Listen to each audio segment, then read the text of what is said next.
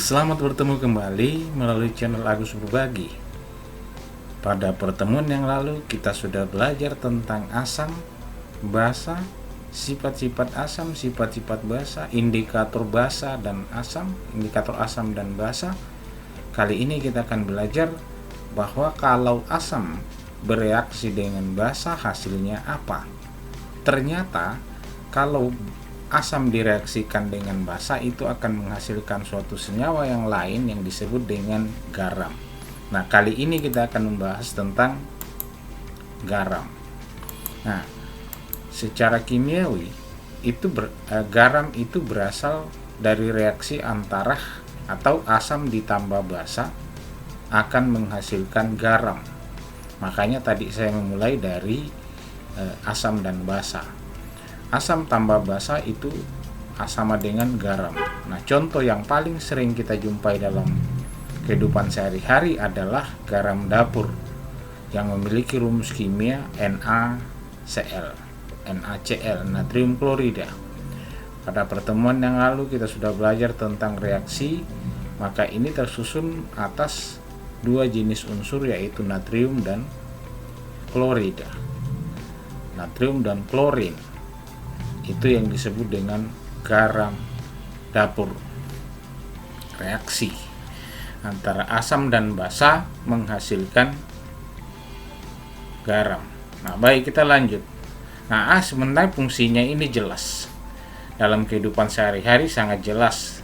Tidak usah sangat jelas di rumah fungsinya itu garam dapur itu apa. Nah, kita perhatikan umumnya zat-zat dengan sifat yang berlawanan seperti asam dan basa cenderung bereaksi membentuk zat baru. Nah, ini kan asam. pH kalau dihitung dari derajat keasaman atau tingkat keasaman, maka ini kan berlawanan. Asam dan basa berlawanan, maka ketika dia bereaksi maka terbentuk zat baru yaitu garam. Nah, misalnya hidrogen bereaksi dengan OH ion hidroksida itu akan menghasilkan H2O. Ini asam, ini basa, nanti air ini. Ya. Ini gas, juga ini gas. Ya. Hasilnya liquid. Ya. Ini simbol-simbol kita akan belajar lagi nanti dalam persamaan reaksi pada berikutnya. Nah, ini yang dimaksud. Umumnya gas yang berlawanan itu zat yang berlawanan itu selalu menghasilkan zat baru. Nah, selanjutnya, jadi reaksi asam dengan basa disebut juga reaksi penggaraman karena membentuk senyawa garam.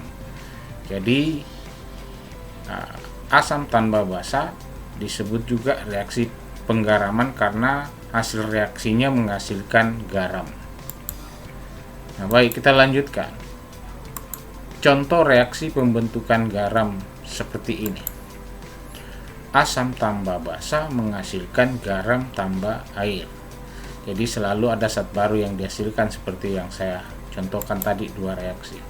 Asam klorida ya direaksikan dengan natrium hidroksida itu menghasilkan natrium klorida dan air. Reaksi kimianya seperti ini. HCl direaksikan dengan natrium hidroksida itu menghasilkan natrium klorida dan air. Nah, ini dalam reaksi pembentukan garam. Ini sebenarnya banyak dihasilkan NaCl dari reaksi ini. Seterusnya kita akan lihat. Ini yang hasilnya. Kita akan lihat yang tentang garam. Garam yang berasal dari asam kuat dan basa kuat itu bersifat netral. Nah, itu yang disebut dengan garam normal. Jadi kalau reaksinya nanti kan asam tambah basa menghasilkan garam. Kalau asamnya adalah asam kuat dan basanya basa kuat, itu yang disebut dengan garam normal. Contohnya NaCl dan kalium nitrogen, natrium klorida dan kalium nitrogen. Nah, baik. Garam yang berasal dari asam kuat dan basa lemah bersifat asam, disebut garam asam. Ya. Jadi ini garam normal kalau berasal dari asam kuat dan basa kuat. Tapi kalau dia berasal dari asam kuat dan basa lemah, itu disebut garam asam. Contohnya adalah NH4Cl. Nah, contoh lain adalah MgSO4. Nah, ini yang paling populer, banyak digunakan di rumah sakit atau puskesmas tentang garam Inggris. Nah, ini biasa digunakan untuk membersihkan perut dan sebagainya karena memang kemampuannya untuk membersihkan itu ada. Selanjutnya kita akan lihat nama-nama garam yang kita jumpai dalam kehidupan sehari-hari, kemudian fungsi seperti yang saya tanya di depan tadi. Natrium klorida, rumus kimianya NaCl. Nama dagangnya garam dapur. Ini dapat memberi atau penambah rasa atau penyedap rasa. Kalium karbonat, ya, CaCO3 biasa disebut kalsit, dan ini bahan pada cat. Pada dasarnya semua cat memiliki yang berbeda adalah kandungannya yang berbeda. Itu kalium karbonat. Kemudian kalium nitrat, KNO3. Salpeter ini ada pada pupuk urea. Ini yang mengandung nitrogen, ini ada pada pupuk yang menyebabkan ada beberapa fungsinya, diantaranya itu adalah pertumbuhan daun pada tumbuhan. Pada banyak mengandung kalium nitrat itu adalah di pupuk urea. Kemudian kita lihat kalium karbonat, K2CO3, potas, bahan pembuatan sabun, ya. Bahan dasar pembuatan sabun, entah itu sabun mandi atau sabun cuci, itu adalah kalium karbonat.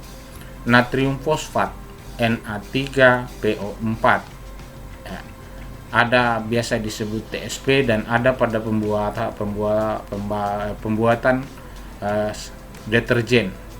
Di akhir-akhir ini kita sudah banyak menggunakan sabun cuci yang banyak mengandung deterjen, karena memang punya kemampuan daya cuci yang lebih dibandingkan dengan jenis-jenis bahan sabun yang lain. Amonium klorida, NH4Cl, salmoniak, ini ada di baterai itu yang berwarna hitam di dalam baterai. Ya, kalau kita buka ada berwarna hitam di dalamnya. Nah, ini menjadi berada di dalamnya. Itu salmoniak. Nah, ini semua jenis-jenis asam yang banyak kita gunakan dalam kehidupan sehari-hari. Nah, berdasarkan sifatnya, larutan dibedakan menjadi 3 larutan, yaitu asam, basa, dan garam. Nah, ini perbandingan yang kita lihat.